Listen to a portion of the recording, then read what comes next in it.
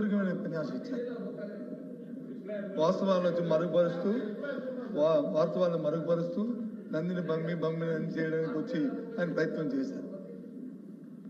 ఈ సెక్రటరియట్ గురించి మాట్లాడినప్పుడు 10,000 అంటే రుషికొండ గురించి మాట్లాడారు. అది ప్రభుత్వ భవనం. ఇప్పుడు ఆయన చెప్పారు కదా 26 స్క్వేర్ ఫుట్కి 26,000 అని చెప్పారు కదా. ఇప్పుడే చెప్పారు కదా. ఎవరు వాడుకోకపోవడం చేతగా మీ చేతగా ప్రభుత్వం చేతకంటాం. ప్రభుత్వం వినండి, చెప్పింది వినండి.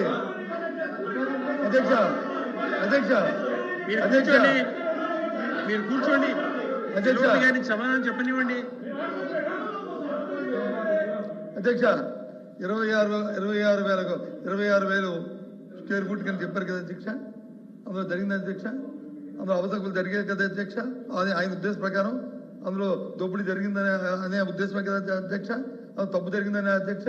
నిన్నగాక మొన్న వాడికి ఉన్న కాంట్రాక్ట్కి ఇవ్వాల్సిన 80 కోట్ల రూపాయలు అనాపరిత చెల్లించారు అధ్యక్ష.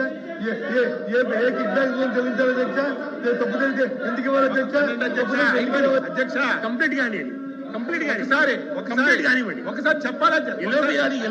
కంప్లీట్ కానీ ఒకసారి ఆయన సమాధానం కంప్లీట్ కానివ్వండి అధ్యక్ష.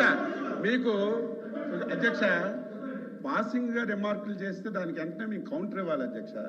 మంత్రి అదే ఎల్ఓపి గారు చెప్పారు మీరు అంత అవినీతి జరిగింది దానికి బిల్లు ఎందుకు ఇచ్చారు. ఎప్పుడు ఈ ప్రభుత్వం కక్ష సాధింపు ఉండదు. ఈ రోజు బిల్లు ఇచ్చింది వినండి పూర్తి చెప్పిన వరకు ఇవ్వండి. ఈ రోజు ఎవరైతే మీరు చెప్పారో ఎవరికైతే 100 కోట్లు బిల్లు ఇచ్చామని చెప్పారు రుషికొండ పని మీద ఇవ్వలేదు అధ్యక్ష. ఆయన ఇంకెక్కడో కాంట్రాక్ట్ చేస్తే ఆ పనులకు బిల్లు ఇచ్చారు తప్ప రుషికొండ మీద ఇవ్వలేదు. తెలుసుకోకుండా మీరు ఆ బిల్లు ఇచ్చారని చెప్పి ఏదో పేపర్లు వచ్చిందని చెప్పి మీరు మాట్లాడితే అది తెలుసుకోవాలి. మేము బిల్లు ఇచ్చాం కానీ ఆ కాంట్రాక్టర్ మిగతా ప్రాంతాల్లో ఎక్కడో పనులు చేస్తే దానికి బిల్లు ఇచ్చాం.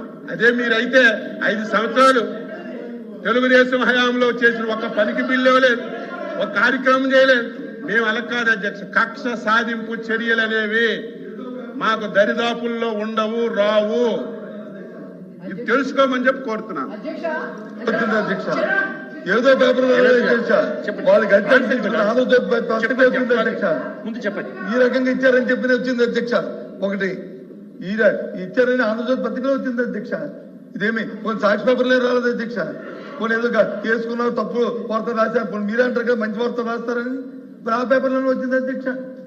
ఆ తప్పు కాదంటే రేపు ఎంక్వైరీ చేయమని ఇప్పటికైనా సరే అందులో అవకతవకలు జరిగితే ఎంక్వైరీ పోస్ట్ చేయమని అధ్యక్ష. ఎంక్వైరీ చేయండి. ఎంక్వైరీకి ఆదేశించండి. ఎంక్వైరీకి ఆదేశించండి. ఎవరొద్దా చేయమని అధ్యక్ష. తప్పు చేయమని అధ్యక్ష. తప్పు జరిగితే ఎందుకు చేయట్లేదు? ఎందుకు ప్రభుత్వం చేయట్లేదు? ఎందుకు వెనకం చేస్తుంది? తప్పులు జరిగినప్పుడు ఎందుకు వెనకం చేస్తుంది? ఒకవేళ ఇక్కడ ఏదో ఒకటి మాట్లాడకపోతే తాడేపల్లి ప్యాలెస్ లో అక్షంతలు పడతాయని మాట్లాడటం తప్ప వేరేదేం లేదు అధ్యక్ష. అధ్యక్ష నిజంగా ఋషికొండ ప్రభుత్వ భవనం అన్నారు అధ్యక్ష. ఋషికొండ ప్యాలెస్ ప్రభుత్వ భవనం అని చెప్పారు అధ్యక్ష. బాకీ తప్పులు కూడా ఎందుకున్నాయి అధ్యక్ష? సరే ప్రభుత్వం మరి ప్రజావేదిక ప్రభుత్వ భవనం కాదా? ప్రజావేదిక ప్రభుత్వ భవనం కాదా? ఎందుకు రకాలు చేశారు? ప్రజావేదిక ప్రభుత్వ భవనం కాదా? మాట్లాడి అచ్చెన్నాయుడు గారు మాట్లాడిన దాంట్లో విధ్వంసాలు అనుకున్నప్పుడు మా సభ్యుడు అని చెప్పాడు. రే బాబు ఈ జరిగిన అంశాలన్నింటినీ కూడా చూమిటి చెప్పాడు. ఏది విధ్వంసం అని చెప్పి అడిగాడు. మెడికల్ కాలేజీ కట్టడం విధ్వంసమా? పోర్టులు కట్టడం విధ్వంసమా? లేదు జట్టీలు కట్టడం విధ్వంసమా? లేదు నార్మల్ స్కూల్లో కట్టడం విధ్వంసమా? ఈ సందర్భాన్ని ఆయన ఉటకించారు తప్ప వ్యక్తిగతంగా ఆయన ఎవరిని వ్యక్తిగతంగా విమర్శించారా? మీరు వ్యక్తిగతంగా విమర్శించారు. నా పేరు ఇస్తారు కాబట్టి చెప్పినప్పుడు చెప్పారు ఈ 10,500 అది 26,000. ఓకే ఎంక్వైరీ చేయండి. అక్కడ తప్పు జరిగితే రుషికొండ కట్టడాల్లో కానీ తప్పు జరిగితే ఎంక్వైరీ చేయండి. ఎందుకు చంపుతున్నారు? ఏ కారణం ఏంటి? కాకుండా ఆవిడకి ఇవ్వడానికి లేదు ఏంటి కాదు అధ్యక్ష. ఇంకో విషయం చెప్తాను. మాట దెబ్బ మన దెబ్బ ఇది మా సిద్ధాంతం అధ్యక్ష. మా కట్టుబడి ఇవాళ కూడా చెప్తాం అధ్యక్ష. మేము ఏదైతే మాట చెప్పామో ఆ మాట మీద నిలబడి ఉన్నాం అధ్యక్ష. అందులో మరి ఇంకా వేరే మాట్లాడేది అధ్యక్ష.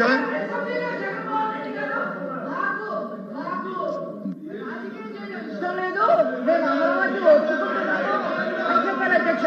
దాని గురించి చెప్పారు. దయచేసి సభ కూడా ఒక్క నిమిషం నేను ఇల్లు కూడా కట్టుకున్నాను చెప్పారు అధ్యక్ష.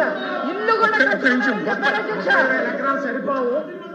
ఒక్క నిమిషం దయచేసి సభ్యులందరికీ నేను విన్నవించుకునేది ఏమంటే, బడ్జెట్ సమావేశాలు జరుగుతూ ఉన్నాయి. సభను మంత్రులు కానీ ఎవరన్నా కానీ తప్పుదో పట్టియొద్దని నా మనవి. సబ్జెక్టు డివియేషన్ అయి మీరు మాట్లాడాల్సిన అవసరం లేదు. సబ్జెక్టు మీద మాట్లాడితే బాగుంటది. మంత్రులు కానీ ఎవరన్నా కానీ దయచేసి కూర్చోండి చెప్పండి. బడ్జెట్ గురించే మాట్లాడండి దయచేసి. ఇది తాత్కాలిక భవనం అనలేదు, మేము ఎప్పుడు చెప్పలేదని చెప్పి అచ్చెన్నాయుడు గారు మళ్ళీ చెప్పారు. 2 సార్లు చెప్పారు.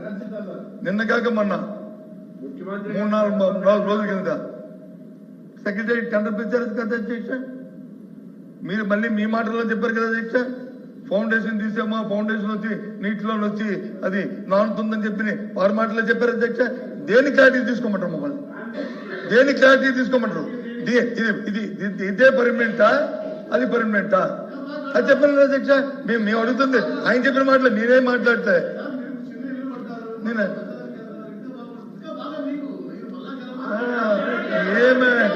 మినిస్టర్ గారు దయచేసి ఇది కుటుంబం, ఇది చెన్నెల్లి కొండం పెద్దెల్లి కొండం కాదు కదా అధ్యక్ష.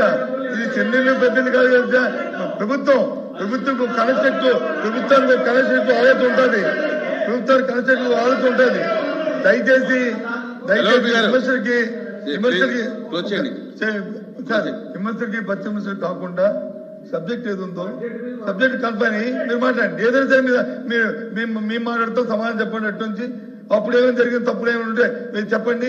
లేదు తప్పుల మీద వచ్చి మీరు ఎంక్వైరీ వేస్తారు, నెయ్యండి. తప్పులు ఇచ్చి నిలబెట్టండి. తప్పు చేశారుగో దీనికి తప్పు చేసి నిలబెట్టండి. వేర్ రెడీ, వేర్ బేస్ బేసిక్ మీరు రెడీ.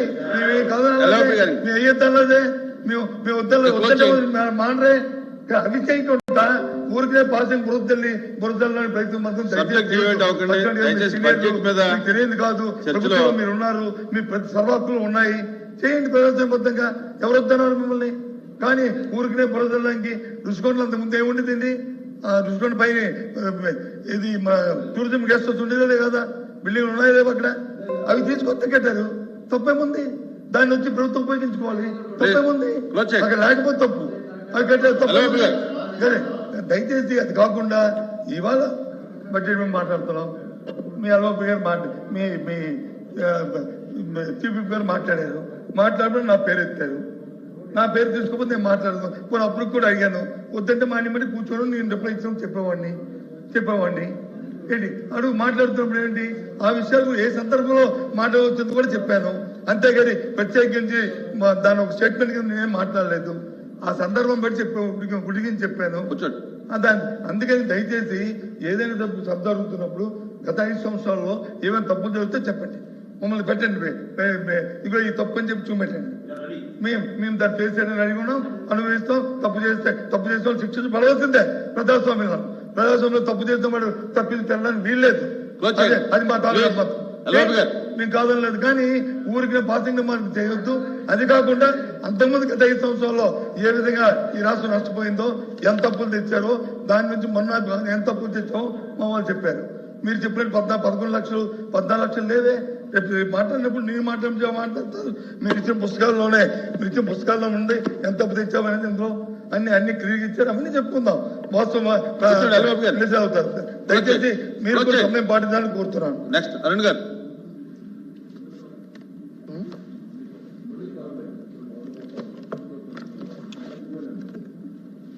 అధ్యక్ష, బడ్జెట్ మీద ప్రసంగించడానికి అవకాశం ఇచ్చినందుకు